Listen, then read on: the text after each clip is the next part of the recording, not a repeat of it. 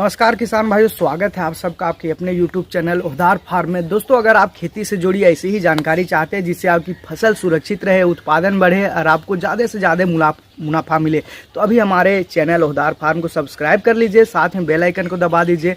और यहाँ आपको हर दिन खेती से जुड़ी नई, भरोसेमंद और वैज्ञानिक जानकारी आपको आसान भाषा में मिलती है, ताकि आपकी जो मेहनत का पूरा फल आपको मिले। दोस्तों किसान भाइयों, आज की इस वीडियो बहुत ही ज़्यादा महत्वपूर्ण होने वाली है, क्योंकि अगर आपने इस साल भिंडी की खेती की है या आपने इस साल भिंडी की खेती करने वाले हैं या बरसात में आप भिंडी की खेती करने के बारे में अगर आप सोच रहे हैं, तो आपने इस वीडियो को आखिर तक जरूर देखिए दोस्तों, क्योंकि आज मैं आपको भिंडी की खेती की ऐसी खतरनाक बीमारी के बारे में बताने वाला हूं जो समय रहते नियंत्रित न किया जाए तो आपकी 70 से 90% तक का जो पैदावार है दोस्तों वो घट सकती है।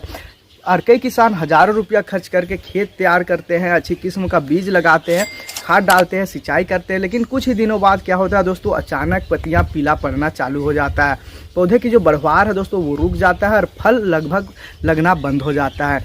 उस समय ज़्यादातर किसान सोचते हैं कि शायद फसल में खाद की कमी है और वे बार बार यूरिया या दूसरी खाद डालते रहते हैं, लेकिन दोस्तों वो खाद डालने से नहीं, इसके कुछ बीमारी ऐसे होती है जो ठीक नहीं होता है। इसके बावजूद भी पौधे ठीक नहीं हो पाते खाद डालने से। तो आखिर इसकी असली वजह क्या है दोस्तों? तो यह रोग कैसा फैलता है, क्या इसकी पूरी तरह से रोका जा सकता है, कौन सी दवा डालनी चाहिए, कौन सी गलती कभी नहीं करनी चाहिए, और आखिर किसान इस रोग से अपनी फसल को कैसे बचा सकता है, इन सभी सवालों का जवाब आपको आज की इस वीडियो में विस्तार से मिलने वाला है। क्योंकि आज का जो वीडियो है दोस्तों उसको बीच में मत छोड़िए, क्योंकि अंत में मैं आपको कुछ ऐसी आसान और बेहतर असरदार उपाय भी बताऊंगा जिन्हें अपनाकर आप भिंडी की फसल को बड़े नुकसान से बचा सकते हैं और दोस्तों बम्पर पैदावार भी आप आराम से ले सकते हैं। तो चलिए दोस्तों, सबसे पहले समझते हैं कि भिंडी में पीला मोजेक रोग आखिर होता क्यों है, किसान इस रोग से कैसे बचे और यह रोग किस पोषक तत्वों की कमी से होता है, बल्कि यह वायरस के वजह से होता है या ये जिस येलो मोजेक वायरस कहा जाता है दोस्तों, यह वायरस अपने खेत में नहीं फैलता, बल्कि इसका सबसे बड़ा वाहक है सफ़ेद मक्खी होता है।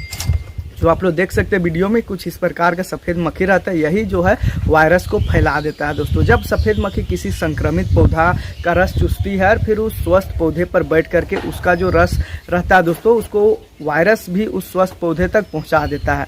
यही कारण है कि अगर आप समय रहते ध्यान नहीं दिया जाए, कुछ ही दिन में आपका पूरा जो खेत है दोस्तों इस रोग की चपेट में आ सकता है।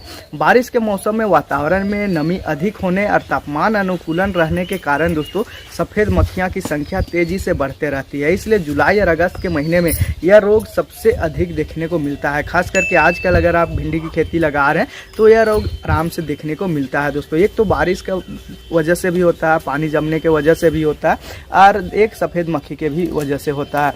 अब बात करें दोस्तों इस रोग की पहचान आखिर कैसे करें, तो देखिए दोस्तों, शुरुआती के पत्ती पर जो हल्का पीले धब्बा दिखाई देते हैं, धीरे धीरे पूरी पत्ती हरे और पीले रंग का जालीदार पैटर्न बनाते हैं और नई पत्तियां छोटे रह जाती है और पौधे की जो बढ़वार है दोस्तों वो रुक जाती है। शाखाएं कम हो निकलती है, फूल काफ़ी हद तक कम होता है, जो फल है वो छोटा होता है, पतला होता है, टेढ़ा मेढ़ा बनने लगता है।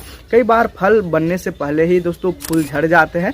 अगर रोग ज़्यादा बढ़ जाए तो पूरा जो पौधा है दोस्तों वो कमज़ोर हो जाता है और उत्पादन में बहुत ज़्यादा कमी और गिरावट देखने को मिल सकती है। अब सबसे महत्वपूर्ण सवाल यह है दोस्तों कि इससे बचाव कैसे करें। सबसे पहले अपने खेत का नियमित आपको निरीक्षण करना है। जैसे ही कोई पौधा इस रोग से संपर्क में दिखाई देता है तो उसे तुरंत उखाड़ करके खेत से बाहर फेंक दे, ताकि वायरस दूसरे पौधे तक ना फैले दोस्तों। खेत में खरपतवार बिल्कुल भी ना रहने दे, क्योंकि कई खरपतवार ऐसे होते हैं दोस्तों जो सफ़ेद मक्खी और वायरस को अपनी तरफ खींच लेते हैं। और खेत के चारों ओर और बीच बीच में पीले आपको स्टिकी ट्रैप लगाना है, जो आप देख सकते हैं पीले स्ट्रैप से हर जगह पर आपको लगाना है। इससे जो सफ़ेद मक्खियाँ की संख्या है दोस्तों वो काफ़ी हद तक कम हो जाती है। और खेत में पानी का जो उचित निकासी रखे ताकि अधिक नमी ना रहे। यानी कि क्या होता है कि जो नमी है यानी बारिश का पानी जम जाता है, उससे भी रोग होता है, हम आपको पहले बताएं। और संतुलित मात्रा में जैविक खाद और रासायनिक उर्वरकों का आपको प्रयोग करना है दोस्तों।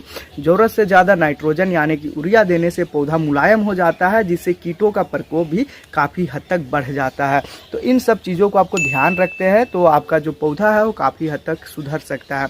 अब बात करें दोस्तों दवा की, तो किसान भाइयों, सबसे पहले यह समझ लीजिए कि वायरस को सीधे ख़त्म करने की ऐसी कोई दवा उपलब्ध नहीं होती है। इसलिए उपचार का मुख्य सफ़ेद मक्खी को नियंत्रण करना होता है, क्योंकि यही इस रोग को फैलाता है। सफ़ेद मक्खी दिखाई देने पर दोस्तों अपने क्षेत्र में कृषि विशेषज्ञ या फिर अब रासायनिक दवा का प्रयोग करके या अनुसरण करके कीटनाशक का सही मात्रा में आप छिड़काव करते हैं, तो केवल लेबल पर दिए निर्देश का पालन करते हैं तो एक दवा एक ही बार आप प्रयोग करते हैं दोस्तों, तो बहुत अजीब हो जाएगा। इसलिए दवा को आपको लगातार उपयोग ना करें। दवा को आपको हमेशा बदल बदल करके, यानी कि रोटेट करके, आज ये दवा डालें तो कल दूसरा दवा डालें, इस टाइप से आप प्रयोग करते हैं तो आप सुबह शाम छिड़काव करें, और ताकि इसका जो प्रभाव है वो बेहतर हो सके। दोस्तों, अगर आप बीज बोने से लेकर के फसल तैयार होने तक सीमित निगरानी रखते हैं, रोगग्रस्त पौधे को समय पर हटा देते हैं, और जो सफ़ेद मक्खी है उसको आप नियंत्रण रखते हैं, खेत को साफ रखते हैं और संतुलित पोषण देते हैं, तो इस रोग से होने वाले नुकसान को आप काफ़ी हद तक कम कर सकते हैं। याद रखें दोस्तों, इस रोग में देर होता है वो सबसे बड़ी गलती होती है। जितनी जल्दी पहचान और प्रबंधन करेंगे उतनी ही ज़्यादा आपकी फसल सुरक्षित रहेगी और उत्पादन भी आपको काफ़ी अच्छा मिलेगा दोस्तों। उम्मीद करता हूं दोस्तों आज की यह जानकारी आपके लिए बहुत उपयोगी रही होगी। अगर वीडियो आपको पसंद आए तो इसे लाइक ज़रूर कर दीजिए, ताकि यह जानकारी ज़्यादा से ज़्यादा किसान भाइयों तक पहुंचे। अपने दोस्तों और रिश्तेदारों के साथ शेयर करना बिल्कुल मत भूलिए। और अगर आपने अभी तक हमारे चैनल ओहदार फार्म को सब्सक्राइब नहीं किया है तो चैनल को प्लीज़ सब्सक्राइब कर लीजिए और बेल आइकन को ज़रूर दबाइए, ताकि खेती से जुड़ी नई, उपयोगी और समय पर मिलने वाली जानकारी सबसे पहले आप तक पहुँचे। दोस्तों, नीचे कमेंट करके ज़रूर बताइए कि आप किस ज़िले से हैं और आपकी भिंडी की फसल कितने दिन की है, और क्या आपकी फसल में भी पीला मोजेक रोग देखने को मिल रहा है। अगर आपका कोई और सवाल है दवाई के रिलेटेड, अगर आप कोई भी सवाल जानना चाहते हैं, कोई दवाई के बारे में पूछना चाहते हैं, तो आप हमें कमेंट कर सकते हैं। हम उसका जवाब देने की पूरी कोशिश करेंगे, हमारी टीम आपको जवाब देने की पूरी कोशिश करेगी। तो मिलते हैं दोस्तों अगली खेती से जुड़ी एक शानदार और उपयोगी वीडियो में। तब तक के लिए दोस्तों धन्यवाद।